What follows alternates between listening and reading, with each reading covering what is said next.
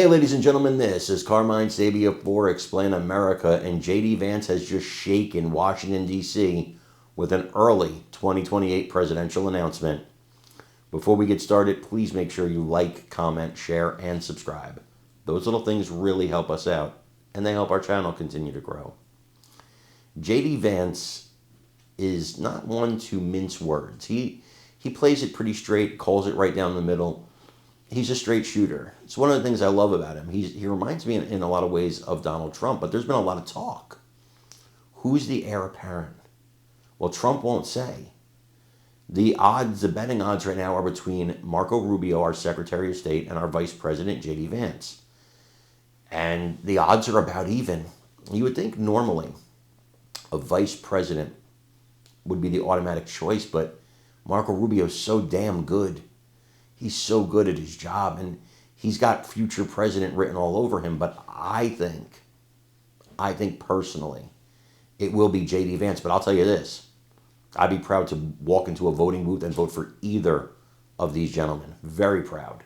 And I'd feel very comfortable with either one of these men at the helm of this country for the next 8 years after President Trump. Absolutely. But the way I see it, let's just have them back to back in whatever order. Whatever order. We get 16 years plus 4 Trump, that's 20 years. That's about enough to fix this country, I think. Well, J.D. Vance's announcement was very simple. Stop thinking about it. It's only 2025. I want you to listen to exactly what he said. Let me know what you think in the comments. How do you feel about that? And have you talked to the Secretary Rubio about it? I've joked with the secretary about it. So the president first raised this with me probably 6 months or so ago, right? During just one of our private lunches that we try to get lunch every couple of weeks just to catch up on what's going on and talk about things. He mentioned it probably 6 months or so ago, and I mentioned to the secretary in jest, but it feels so premature because we're still so early. And what I always say to people is, if we take care of business, the politics will take care of itself. And we're 9 months into this thing. We've done a lot of good. There's a lot more work to do because, look, the thing that I most worry about is that Biden left us a terrible affordability crisis. We've got to make life more affordable for American citizens. Again, we've chipped away at that problem, but there's a lot more work to do there.